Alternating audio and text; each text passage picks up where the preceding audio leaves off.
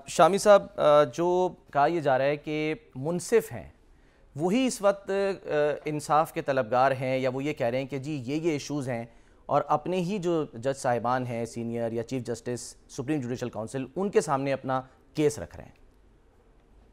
देखें, ये जो इस्लामाबाद हाई कोर्ट के 6 जजों ने जी सर ये एक ख़त लिखा है सुप्रीम जुडिशल काउंसिल को, और फिर उसकी नकल जो है चीफ जस्टिस साहब को भी भेजी है और कहा है कि सूरत हाल का नोटिस लिया जाए। ये पाकिस्तान की तारीख का एक पहला वाक़या है अपनी नौइयत का। अच्छा, यहाँ कुछ मदाखलत की शिकायत तो होती रहती हैं, इंतज़ामिया की तरफ से कभी दबाव डाला जजों पर, या इंतज़ामिया ने कोई ख्वाहिश जाहिर की, जजों ने उसकी परवाह नहीं की, कभी परवाह कर ली।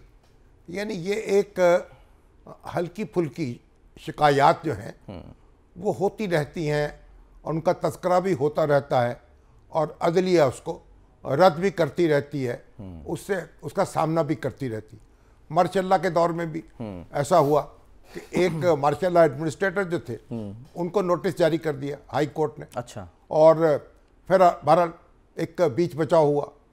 और लेकिन एक जमहूरी दौर में, जबकि हम एक इस वक्त मुल्क में एक दस्तूर के तहत हुकूमत कायम है, बिल्कुल मार्शल तो नहीं है, बिल्कुल, और अब जो ये शिकायत पैदा हो रही हैं ये बहुत ही इस्तराब अंगेज हैं। इससे पहले जब नवाज शरीफ साहब का मुकदमा चल रहा था जी, तो उस वक्त भी ये शिकायत जो हैं इस तरह की सुनने में आई थी, लेकिन कुछ रिपोर्टें छप गई, कुछ सुप्रीम कोर्ट के जज की तरफ से कहा गया कि जनाब ये फलां नाम जो हैं आप डालें JIT में, व्हाट्सएप के ऊपर जो कहा जाता था, व्हाट्सएप के ऊपर पैगाम दिए गए, और या सुप्रीम कोर्ट के जज मॉनिटरिंग पर मुकर्रर हो गए।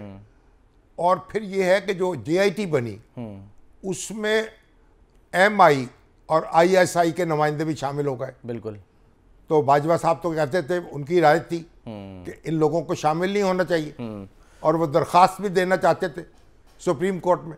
फिर उन्हें कहा गया कि इसमें कोई तौहीन अदालत ना हो जाए, तो उन्हें ऐसा नहीं किया। लेकिन बहरहाल आहिस्ता आहिस्ता अब मामला बहुत आगे बढ़ गया है, और जस्टिस शौकत अजीज सदीकी साहब जो थे इस्लामाबाद हाई कोर्ट के सीनियर जज, उन्होंने तो खुल्लम खुला इल्ज़ाम लगाया था, बिल्कुल, रावलपिंडी बार एसोसिएशन से एड्रेस किया था 21 जुलाई, और कहा था कि जो उस वक्त के ISI के सरबराह थे इंटरनल, उनकी तरफ से मदाखलत की गई है, फैज़ हमीद साहब का नाम, फैज़ हमीद साहब की तरफ से, और उन्हें कहा गया है कि आप नवाज शरीफ साहब के मुकदमे में फैसला उनकी मर्जी के मुताबिक लें, वरना हमारी 2 साल की मेहनत ज़ाया हो जाएगी। इस तरह की बातें तो आई थी।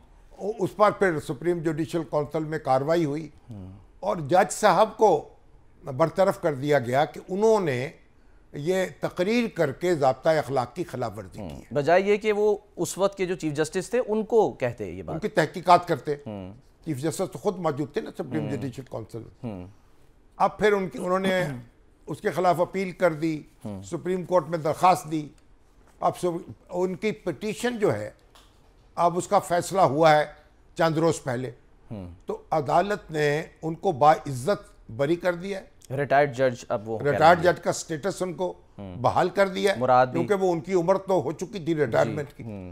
अब वो पेंशन के भी हकदार होंगे, साबिक जज भी कहला सकेंगे। अब उनका कहना यह है कि ये मेरे साथ तो चलिए ये इंसाफ हो गया, लेकिन जो वाकया मैं बयान कर रहा हूँ, जो शिकायत थी, हाँ, उसकी तहकीकात होनी चाहिए।